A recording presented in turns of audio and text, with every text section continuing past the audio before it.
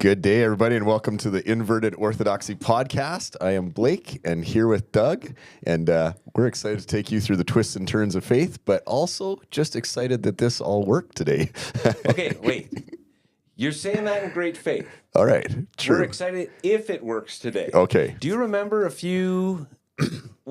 number of weeks ago, we did a Q&A, and I think it was before Christmas, or we were going to be away, and we did a recording, and we talked about how we was going out because we didn't know when it would be. Right, yes. I feel like we're doing that again. Okay. Because I'm in charge of everything today, and that's a dangerous thing.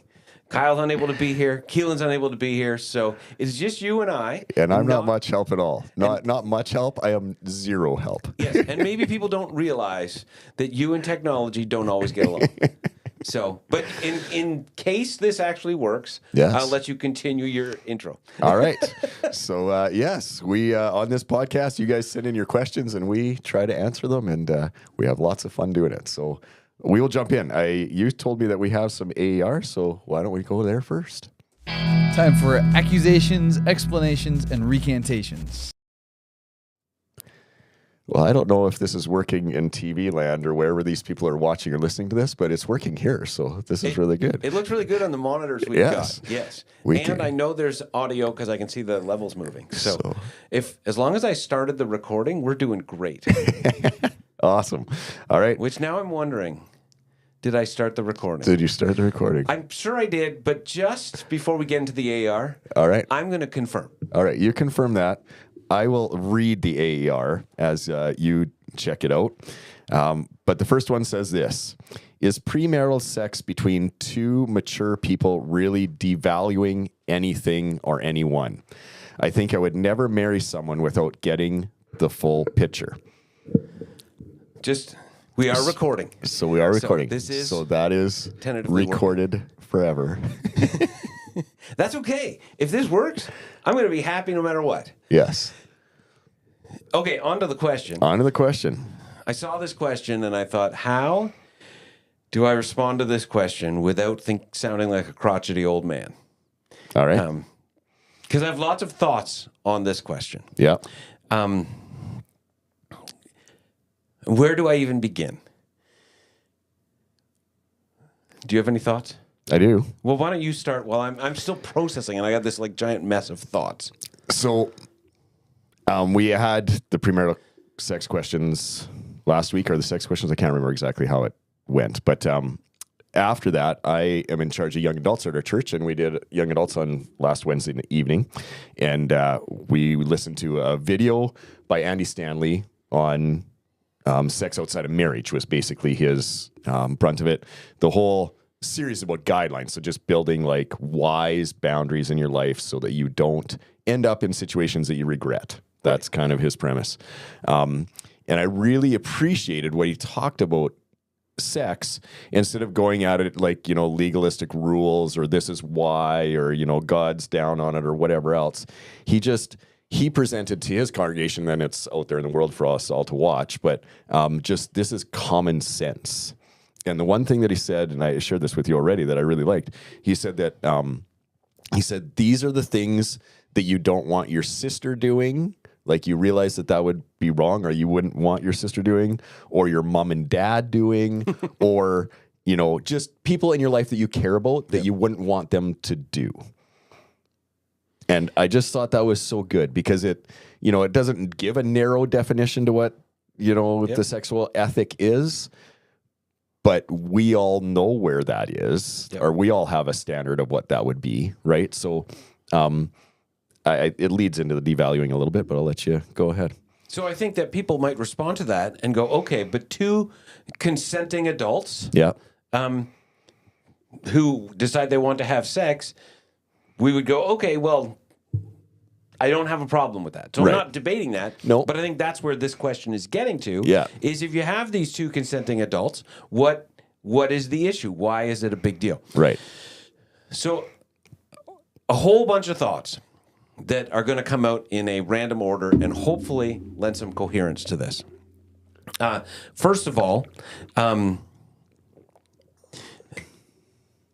think that one of the issues we have in the world today is we've based sex around the idea of consent. As long as it's two consenting adults, who are we to say anything? Right. And from a legal standpoint, okay, I get that. Yeah. But as a follower of Jesus, my actions should not be dictated by the consent of another person, Right. but by the self-sacrificial pursuit of the flourishing of that person. Right. So if I'm in a relationship with someone and I have not reached this point of committing the rest of my life to them, am I leading to flourishing if I treat that person in any way that's going to impact them at the future point in their life? Yeah. So I would just turn this question around and say, two mature people can have sex without devaluing anything or anyone because they both are consenting. 100% you could say that because there's consent, there's nothing to debate. But on the flip side, if the standard we're supposed to set is not consent, but the flourishing, the blessing, the long-term prospering of that other person, and I haven't yet committed to them, what happens if you sleep with that person and it's terrible? Yeah. And then you go right to this person's and point, then you go, right? I don't want to marry this person anymore because the sex was horrible. Yeah. So then there is this change that's taken place where you still can back out. You haven't married, you haven't made that lifelong commitment, but you have done something to this other person, done something with, not to. You've done something with this other person that has an impact on their next relationship. Yeah. And so I think, and I'm not debating whether we should have consent, but I think our goal should be higher than consent. My wife will let me do pretty much anything. Like a number of years ago, I texted her because Spartan announced there was this race in Iceland. And I was like, can I go to Iceland to run a race? And she was like, absolutely, you should go. Yeah. And she just, if I say, can I go, I texted her last fall and I was like, I want to go on a pilgrimage next year. And she's like, absolutely, you should go. Yeah. Back a number of years ago, I golfed quite a bit. And if I ever said to Laura Lee, can I go golfing on Thursday? She'd always say, absolutely, go. And I reached this point where I said to her, I don't want your permission. I want your blessing. That's different. Yes, because I'm a grown man and I don't need your permission. Right. But I want your blessing. If there is enough going on in our lives that you can't, with a genuine heart, say to me, I want you to go golfing and I hope you have the best game of your life, I don't want to go. Yeah. Because I'm doing something that's going to impact your flourishing, your prospering. And that's my genuine heart to Laura Lee. So before I make a commitment to most anything, outside of work, because the work commitments I have to make, and I have to do those things. If somebody calls me up and says, hey, you want to go to a movie or you want to do something, I normally just check with Laura Lee. Not because I need her permission, because I don't. But because I don't always know everything that's going on in her life. I don't always know everything that's going on in her soul and in her mind. I don't always know everything that's going on in her calendar. And so I'm like, I want, or necessarily our family calendar. I want to have your blessing to do this. Because and so I think when we get into this, we can talk about consent and we can say, well, they have consent. And absolutely great. But as followers of Jesus, I think the standard is higher than that. And I was talking to somebody the other day, and I think I've mentioned this on the podcast before, and I was saying, like, if you had an elevator pitch for Christianity that you wanted to use non-religious terms, what would it be? And I think it would be something along the lines of, trusting Jesus enough to follow his way of living is the way to live the fullest possible life today, not at the expense of tomorrow. Because Jesus said, I came to give you life and life to the fullest. We often look at those words and we don't think about it in the context of every day. He didn't say, I came to give you the best day ever. Yeah. If all we want is the best day ever, following Jesus is not the way. Right. If we're worried about one day. True. Because Yeah. if we're just worried about having the best one day ever and the consequences of that day we don't care about, Right. we're probably going to engage in sin, Yeah. right? Or at least, maybe not some specific, but we're going to be very selfish. Selfish, which is for sin. sure. Yeah. Whatever you decide it is, there's going to be a lot of selfishness in that. Yeah. Jesus said, I came to give you fullness of life. That every day would be the fullest possible day that it could be, but you're not ever doing it at the expense of tomorrow. Yeah. And my concern when we look at all of these questions and we think about, or we look at these topics, and we think about things, the perspective I think we often look at them is not looking at what is the fullest possible life, but not just for me, but for everyone. Yeah. And one of the amazing promises of Jesus is if I devote myself to the pursuit of the best possible life for everyone, on behalf of serving him, not out of obligation to different people, but if I pursue myself to the best possible life in pursuit of everyone, in proper relationship with them, that I will find fullness of life. And so I kind of look at this question and I'm like, the concern I have is it's based on the level of consent. Mm-hmm. And I don't know that consent is a high enough standard. And that I think the possible implications of the action could have a negative effect on the flourishing of that other person. Right. You could sleep with that person before you're married, and it could be wonderful, and it could make you go, okay, great. And then you could argue no harm, no foul. Right. But I think that the fact that there wasn't any visible harm doesn't necessarily mean it was the wisest thing to do. Yeah, I think to add to that or kind of think about it the way I'm thinking, the cost, right? Like you're saying. The potential cost. The potential cost of that. Because sometimes we sin and there's no direct cost that we can see. Yeah. Sometimes and I don't want to, like this person's arguing maybe that this wouldn't be sin. And so even if they say that, not every action can we see the cost of sometimes. Yeah, when, the direct question talks about devaluing. So you're not necessarily devaluing if there's consent and the person wants it and whatever else. But it could be devaluing if you're not thinking of what could happen next. The Andy Stanley video, again, the one thing he said in that, he said, if we could just get this one thing right in the sense of following God's rule for it or his expectation that we don't have sex outside of marriage, he said, think of the implications, again, on our world. He said we wouldn't have, you wouldn't have children born out of wedlock, right? Or out of wedlock, right? You wouldn't have kids in foster care.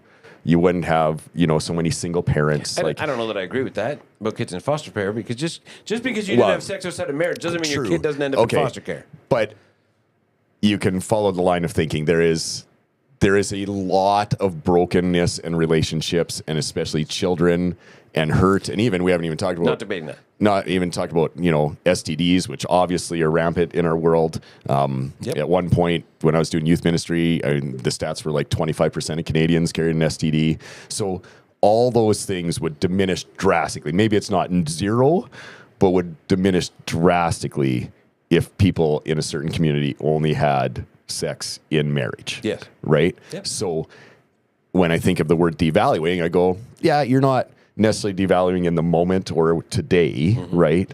But you're not necessarily thinking of that person's future, as you're saying, Doug. I think that's it. Is like, what are the future implications of this decision? Yeah. And I'm going to sound like a crotchety old man, but let's raise the standard. Because I don't think that you should just argue, and I think the problem is in the church is we've argued, and we talked about this with this question the first time, save sex for within marriage. What about not demanding sex in marriage? Oh, yeah. What about when you get to that place where you have been at the altar, you have tied the knot, you are officially married, you saying to your spouse, we should never have sex unless it's going to be a time of blessing for both of us. Yeah. I never want our sex life to be based on consent within the confines of marriage. Yeah. How would that change how each person views it? That I don't want to have sex with my spouse unless they're like, yes, I genuinely want to do it, and it will lead to my flourishing and my prospering. How many times has one spouse pressured or coerced the other spouse into consent? Yeah. And because it's within marriage and it's consent, we would say, you're all good, but I still think there's a core there that gets to the problem that I think is the root of so much of our issues as humanity, which is I have a hard time trusting Jesus enough to follow him completely into this daily dying to self, that everything that I'm pinning my hopes on and everything that I'm hoping for and everything that I'm looking for life in is insignificant. And if I will die to everything else and come to Jesus, I can find the life that I really want. And so and that the ultimate good and the ultimate end that I could possibly come to in my life is the self-sacrificial love and giving myself away to others. I stood at the altar almost 30 years ago. It'll be 30 years this year. And I committed to love Laura Lee for the rest of my life. Mm-hmm. And when I said that, I had no idea what that meant. True. And nobody does. I don't mean that in the sense that I was any dumber than the rest of us. Sorry if I'm just called everybody dumb. Only all the married people. At least one point, you stood at the altar, you had no idea what this thing meant. Yeah. And I was really bad at it. Mm-hmm. But the process of sacrificially loving her over the last 30 years, I think I've gotten better at it. Yeah. I'm not saying I'm good at it, but I've gotten better at it. Yeah. And I've realized in the conflict we've had, that we've worked through, in the selfishness that I've exhibited, that I've worked through, in all of the different aspects of our marriage that I have at times gone to God about and prayed about and asked God to speak into. Many times when we're in a fight, praying, asking God to show Laura Lee why she's wrong. Things like that. Of course, yeah. I totally admit I did early in our marriage. And when I took time to listen, would hear God be like, what is wrong with you? In a very gentle, loving way. I'm paraphrasing the voice of God. To this place that 30 years later, I'm realizing, when I stood at the altar and said, I'm going to love you, there was this part of me that was inside that I don't even know that I realized was there, that was really wanting, I want you to love me. Yeah. Absolutely. I'll commit to love you, but what I really want is you to love me.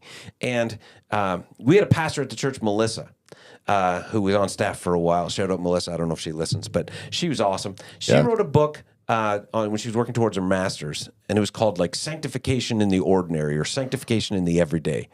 And it was all about her journey of how her marriage and then the birth of her first child was this occasion for God to work sanctification in her life, and how God was using these very ordinary, normal things to transform her into the image of Jesus and to teach her that, and to reveal to her, I think, how selfishly we all are, but also to teach her there's a better way than that. Right. And so I guess I like I say, I read this question, I was like, I'm going to sound like a crotchety old man. But I genuinely, the older I get, the more I believe that the sooner we come to grips with the truth that the fullness of life is found in dying to self in every aspect of my life, trusting that Jesus can bring resurrection. Yeah. The sooner I begin to find the fullness of life that Jesus has. Now, having said all of that, and I said I had a lot to say on this question. Having said all of that, I think we think about dying to self, and we think about dying to something, and oftentimes our minds go straight to Abraham and Isaac, right? Where God appears in Genesis, and he's like, take your son, your only son, your son whom you love, and offer him to me as a sacrifice. And we could get into all of the theology around God asking Abraham to sacrifice his son. But I've heard Christians, and I've heard it preached, who say, so then if you genuinely give God your Isaac, he'll always give it back to you. Mm-hmm. And so then we're like, okay, sweet deal. So then whether it be sex in a marriage, whether it be some other thing, if I genuinely give this to God, he'll give it back to me. Yeah. Then we never really die to it. No. And God is not obligated to give it back. There's the possibility of that, like you see with Abraham and Isaac. But God's not obligated to give us back the things that we laid. But what it is, at its core, this beautiful promise that scares us to death is, if I will lay all of these things down and die to all of them, I will find a life that is better than all of them. It might not be any of them.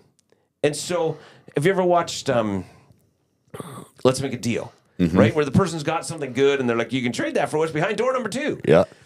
You can't have both. Right. And we're always like, what I want, if I got a car and I could have what's behind door number 2, what I want is a better car. Yeah. But that's not the option. And so when we talk about resurrection, it's not, as has often been said in the church, like, give God your thing, your Isaac, and then, you'll get it back and it'll be even better. That's a promise we can't make because we're not God. Yeah. And there are things in my life that God has asked me to lay down that I'm genuinely convinced at this point in my life I'm never getting back. Because some of them have been years and years and years. And it's okay. Yeah. Because in the laying down of that desire, first of all, some of them years later, I'm like, man, I never really wanted that thing. Or if I'd have got that thing, maybe I never wanted the fruit of that thing. But some of them, it's like, I have discovered in the life that Jesus has given such a greater thing. I feel like this is like a very deep response to this question, but I feel like this is the kind of thinking we need to apply to the real life circumstances like this question, that oftentimes it's easy to go, okay, well, no harm, no foul. It's 2 consenting adults. And I think we need to think more deeply on these things, and we need to figure out and wrestle through, how do I take this faith that I believe in and integrate it into the reality of this circumstance, of this thing. The last thing I'll say, unless you get me going on something else, and I'm not saying you got me going yet so far. I realize I'm just preaching at this point. But you're not as bold as Kyle to interrupt, and so there's that. The last thing I would say is, you may sleep with that person, and then marry them knowing that you got the full picture because the sex was great. But then when you marry them for better or worse. And what happens if 6 months after you marry them, something changes, Yeah. and they can no longer be that great lover in bed? Yeah. Like, you just don't know. Yeah. And I think we live in a culture that overvalues sex, and speaks to it like it's everything. Certainly, not saying it's terrible, but speaks to it like it's everything. And it has become, I think, in our culture and even in the church sometimes, an idol. Oh, absolutely. That we are looking for life in, and that we don't believe we can have life without. Yeah. And I think whenever we get into that idol worship area, looking for life in something other than God, we end up enslaved, in bondage in some way. Yeah. I love what you're saying, Doug. Like, I think of that trust thing. To me, that's almost as basic as I can make Christianity is, do I trust God? That is it at its core. And when I say that, I think of these things such as sex. I think of, I will say it's probably easier to me to talk about sex and listen to what you're saying as a 48-year-old man than as if I was sitting here at 22 and you were saying those things. I'd be like, you're crazy, Doug. And right. I'm a 55-year-old man. Right. So there is that. But I just think there have been times in my life where to lay sex down and say, okay, God, I'll do it your way. The fear that I would not get what I wanted Yes. is what caused me to not lay that down. Yeah, absolutely. 100%. Right? Like 100%. I can picture myself sitting in church services where someone is preaching. Yep. and, lay your things down, trust God, whatever it is. And me being sitting there, and I always take notes. So my journals probably are full. I probably should never let anybody read them. I'm just writing no, I do not believe that if I lay this down, that I will be rewarded. And that there's a resurrection that's better than this thing. And reward is even the wrong word. That's what I probably wrote in my journal. Yep. But that's not that it will be better for me because God knows me best. Yes, and that's the promise is there's a resurrection that's better. Yes. And that's the struggle. Do I believe that or not? Because when we think reward, then I think we always think of whatever this is, it'll be 20 or 30 or 40 times better. Of course, yes. But resurrection might be a blessing in some other completely different way that we never saw coming. And that thing stays dead forever. Yeah. Right? Absolutely. This is for a lot of my growing up years, I was in the church and I struggled with how come everybody else, their faith is so easy. And I don't want to say growing up years like 10 to 12. Growing up years like 16 to 30, probably in that area. Yeah. How come everybody else's faith is so easy? Right. And how come for me it's this struggle of dying? It's this struggle of not getting what I want. It's this struggle of wrestling through even the implications of how my faith impacts my life. And I'm not saying everybody who ever I looked at in that age was faking it. Right. But I realized in order for it to be easy for me or to look easy, I had to fake it. Yeah. And I had to not genuinely take seriously the things that I was claiming to believe. Right. But that I would have to come to this place over and over and over and over again. And I would have to spend the rest of my life coming to this place repeatedly of wrestling through what does the way of Jesus look like in this situation? Coming to terms with the fact that almost every time it's not getting what I want, and then dying to what I want and choosing instead to go the way of Jesus, trusting that what he offers in resurrection is better than this thing. Yeah. And that, and I'm not casting aspersions on anyone else. But when I came to the point sometime in my late 20s, early 30s, where I was like, maybe you're just terrible at being a Christian. Maybe you just are more stubborn than most and you just have a harder time surrendering. But this is your lot in life if you're genuinely going to be a follower of Jesus. Yeah. You are going to spend the rest of your life wrestling through the surrender of the things that you want to choose to trust that in Christ there's something better. Yeah. And I'm 55. I still do it all the time. I'm still regularly laying down my life every day and going, God. But what's happened over the years is there's been a buildup of trust. Yeah. I still struggle. I still wrestle. I still have to go through that dying to self. But there's more of a trust that resurrection offers something better because I've experienced it numerous times. Yeah. And I think sex is a big one for probably many people, right? But you're also talking about just the simple things in life, just the little things. Yeah, I'm talking about everything. How I'm going to spend my money today, what I'm going to talk about at lunch today, all those things, right? What I'm going to do for a career. Yeah. And how I'm going to spend every day of that career. What I'm going to do when there's a conflict. What I'm going to do when there's a situation that comes up that I have to deal with. I live my life in this trying to die. And then, but failing a lot of times, to be honest, I fail a lot of times. But I love what you say about the faithfulness, because that is, for me, there are significant moments where God has been so faithful to me, and those are the ones that win. When I'm really battling, do I trust God with this thing, and what do I do next? I can look back in my life and go, okay, he was faithful there.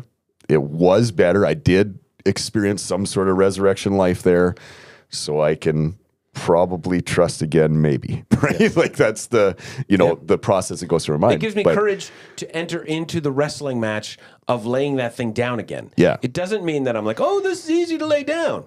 It means, okay, I'm more willing to enter into the wrestling match. Yeah. But it's still a struggle, right? I think I shared this on the podcast a while back, that a number of years ago, right here in church, I was on the stage playing guitar or bass on a weekend, and the leader started singing "I Surrender All," and it was like the church just got into it, and everyone, and I just stood there and I was like, why are we all lying to God? Right. And I most of the time don't sing that song, at least the chorus, when we do it, because I'm like, I don't surrender all. I will sing it as an aspiration if I want to. Yeah. But I also recognize, God, I sing this song, and by 4 o'clock today, there's going to be something that I'm like, oh, I want that thing. Yeah. But that to me, and so maybe I sound like I'm really coming down hard on this person, and I'm reading into this question a lot of things that maybe aren't there, and I want to acknowledge that. And so I thank this person for this question. I hope I didn't come across just sounding like a grumpy, crotchety old man who's like, well, just follow Jesus. Too bad. That's not my heart.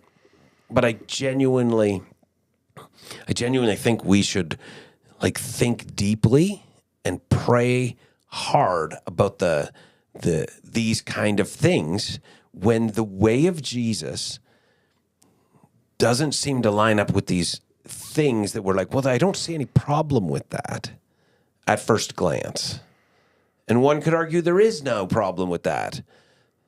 Does that then mean it's the way of Jesus? Yeah. Because the way of Jesus is a narrow path. And I don't know that this question is necessarily coming from his heart, but there is many of us, including myself, that can get pulled into a Christianity that is just basic moralism, right? Just not sinning. Yes. Right? So I got to figure out what sin is so that I don't do that, so that I'm on the right side. Yep. So when it comes to sexuality, it's like, well, what's sin? And I just got to make sure not to do that, which is way different than what you've been talking about for the last minutes here, is that there's a relationship with Jesus that requires much more than that. But we would believe, otherwise we wouldn't be pastors, that there is a promise to that, attached to that resurrection life that's worth that, right? That a surrendered life to God, pursuing a relationship with him. I want to go back just quickly, because I'm like, man, you probably pushed some buttons. You pushed some buttons in me already. And I just want to repeat it because it's worth it. You talked about sex within marriage, and if you were only going to pursue sex if it was blessing your partner. I'm like, man, I hope people heard that, because that's massive. Like, you're right. Like, when we get married, most people get married and then they just think they have some sort of right. I can even go to Corinthians chapter 7 and I can say, I have the right to marriage. You got to please me. A lot of damage has been done using those verses. So consent, again, even within marriage, is not the ideal. Like, I love that you said that. That is really good. I wish I could go back to 20-year-old Blake and have you preach that to me. I don't know if I would listen to you, but I needed to hear that. That would have done me well. So anybody who's listening to this that can, maybe think about your marriage or your future marriage and use that is good stuff. So my advice to this person, if they're in this situation, I mean, they could be asking this as a theoretical question. My advice to all of us, and I hope what you get from this podcast, is that we should think profoundly about what we're doing. Mm-hmm. We shouldn't go through life. And so I hope that no one listening to this has heard, therefore don't have sex till you're married. Although that's in the end what I would say. I hope they would see a greater reason why. Yeah. I remember years ago, there was a young couple who came to me for premarital counseling. And I used to start my premarital counseling always the same way. I would just sit down and I'd be like, okay, here's the deal. There's one rule. And this is the rule, and it's everything. You will always be honest with me. And they're like, okay, no, you're not listening. You will be honest with me. I don't care what we talk about. If you're not honest with me, then we are done here. Like, and if I think you're not being honest, you're wasting my time, and I don't like my time being wasted. I'm here because I want to help you. You're getting married. I get nothing out of this. So you're going to be on. And and they're like, okay. And then the very next question I would ask is, are you having sex? Yeah. And the one couple was like, yes. And I was like, okay. And it was a couple that professed to be Christians. I was like, okay, can we talk about that? And they said, yeah, absolutely. And I said to them, I said, or the gentleman, he said, can I ask a question? I was like, sure. Like, absolutely. And he's like, can you give me one valid reason why we can't? Yeah. We're engaged. We're going to get married. We love each other, and we have consent. Mm-hmm. Like, and he said, just don't just say, because the Bible says so. Right. Don't just say, because God said so. Can you give me something? Right. And I was like, yes, absolutely I can. And then we talked about it. And I think oftentimes we just go, well, the Bible says so, or God said so, and we don't go, okay, but why? And we don't give people a depth of thought that goes deeper than that sees why the wisdom of God is the wisdom of God. Yeah. And so I hope that's what's happened in this conversation. Totally. I think it's good. I was teasing with Pastor Kyle the other day that we have a lot of questions actually backlogged, and we need to do more than one or two questions a episode to get through them. We're not even going to get through the AER. We haven't even got through the AER. Well, we still have another one. Like, it's not like that's the only one. We've got a second AER. So we have a second AER. So let's. But Kyle's not here to control me, and you're too nice. Well, and then I just start preaching. You say good stuff, so I appreciate it. I like being on the podcast, so I can just hear your good stuff. It's good. All right, well, let's jump into the second AER. It said, after listening to this week's message, it makes me wonder how any Christian can vote conservative, right-wing, capitalist, individualist, as you focus on working together. What's best for the group is what should occur. I also wish our world leaders who claim they are Christians would listen to this message. I'm not sure whether they're talking about one of the sermons that was preached recently or an episode of the podcast. Yes. That was my question, is what was the message? I'm going to speculate, and this is pure speculation, that it was a message on one of our sermon, the sermon series we're doing right now on the 7 deadly sins. Yeah. On maybe Kyle's introduction, and then I talked about pride, and Lorelei talked about envy last Sunday. So looking at those three, I would guess probably Kyle's introduction where he just talked about sin as a whole. Yeah. And I want to say, in response to that, I appreciate where this person's at. We have to work together, absolutely. What's best for the group is what should occur, 100%. And yet, Jesus leaves the 99 to pursue the one. Right. What's best for the group is not what's best for the group there is to be like, the one's probably lost and probably already eaten by a wolf. I'm not leaving the 99 to be eaten by a pack of other wolves. Yeah. And I'm not espousing any political party because I think all political parties have some elements of the a right perspective and have some places where I think God would say, I bless you in that, and I'm with you in that. And I think all parties have some issues where God's like, I'm opposed to you on that. Yeah. The problem, if we get only into what's best for the group, is you can fall into communism, and what ends up happening is human nature corrupts that as well. In the early church, what you have is a voluntary socialism. Yeah. But socialism in any construct at some point ceases to be voluntary. Right. Someone decides, this is what we are now, and we're going to stay this because it's to my advantage. The solution to all of the world's problems is every person in the world genuinely choosing the self-sacrificial way of Jesus. Yes. That is the only solution. It is not left wing, right wing. And it's not manipulating or making someone do that, which...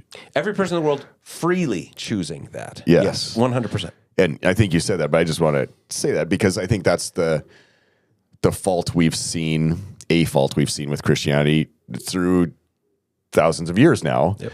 Is it's like, well, we know the right way to do things, so we're going to make you do it. And But then, not just in Christianity. That happens in socialist countries, totally, yes, right? The group is more important than the individual.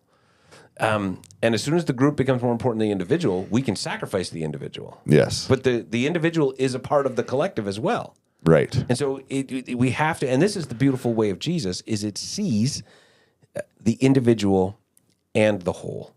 And I think where our political parties tend to get astray is they lean toward the individual or they lean toward the group. And some people lean towards group thinking and some people lean towards individual thinking. And as a result, you have your political leanings without seeing the validity in some of the other side. yeah. One of the favorite things that happened to me, I came to this church a few years ago, and I do pastoral care, so I went to meet with an individual, and he started talking politics right away. I grew up in Airdrie, Alberta. This is my whole life. And not only that, I grew up on a farm. Like, if you want to talk about redneck and right-wing political stance, that is the mantra or the things that I had just grown up in. Yep. And I would be able to say no problem without thinking much, because I'm not very political, but just be able to say something like I wouldn't even understand how anybody could be liberal or NDP or anything besides being conservative. Right. This fellow that I met with started the conversation by saying he could not understand how anybody could be conservative. He was a liberal. He'd grown up in Eastern Canada, and that was his whole viewpoint. And he was just like baffled that someone could have conservative ideology.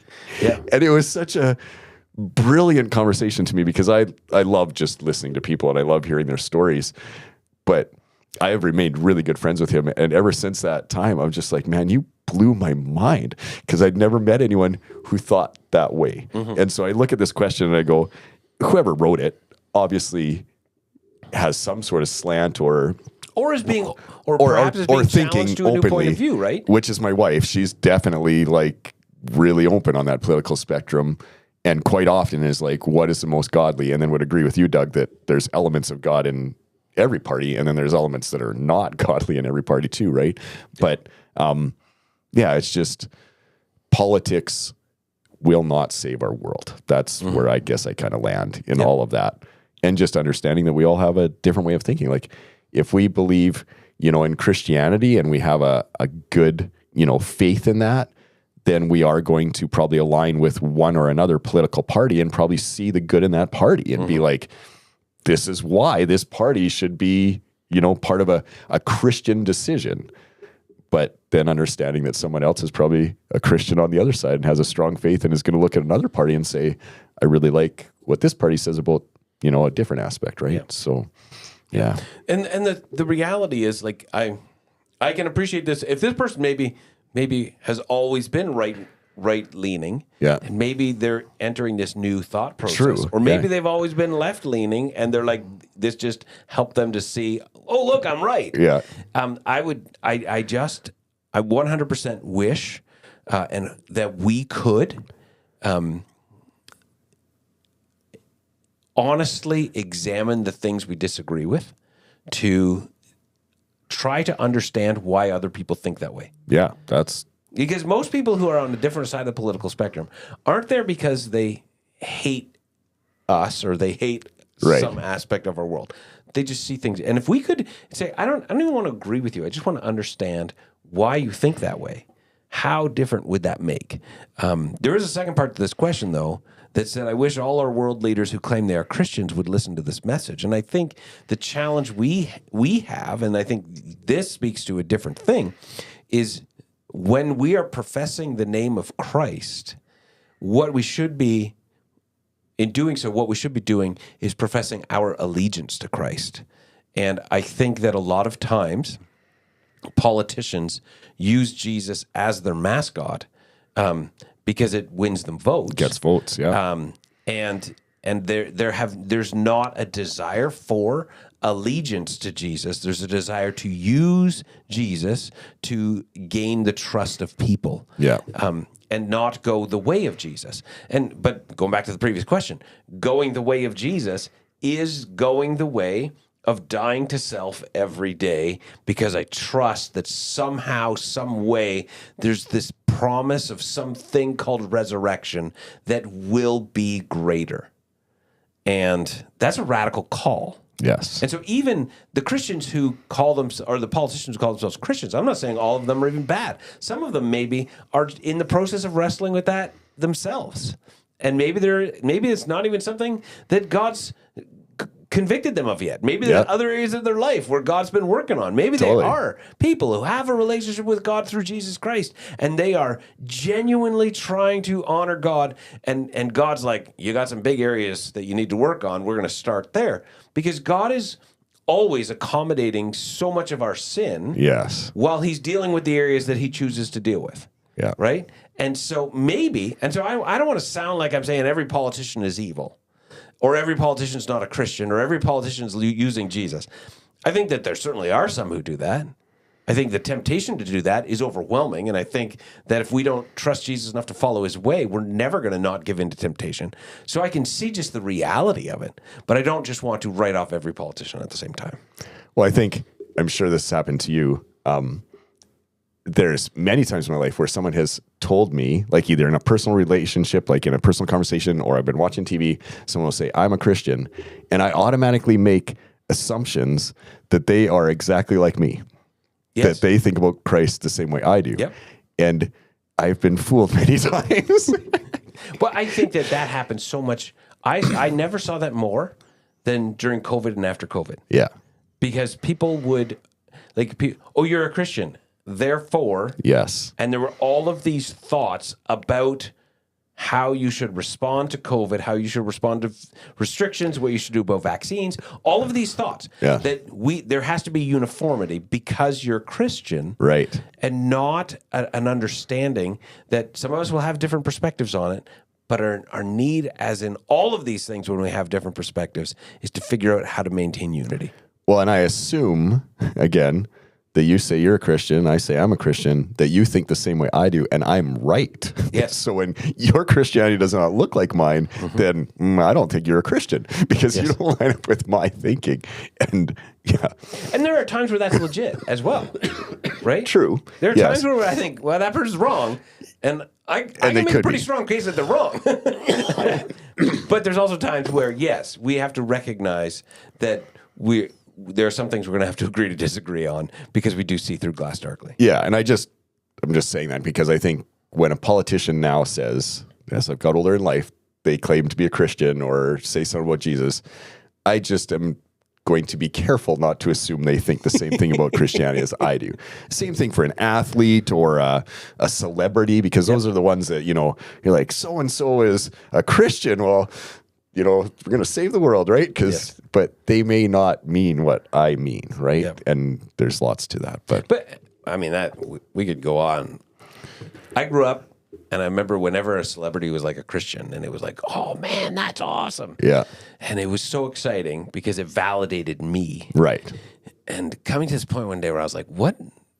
Why do I do that? Right. Why do I assume, they're going to have a bigger impact in the world? And maybe they do, as far as, the scope of who they can speak to. Yeah. Somebody who just hit the World Series winning home run and then gives glory to Jesus, praises Jesus in front of more people than I ever will. Yes. So absolutely, not debating that at all. But I'm like, first of all,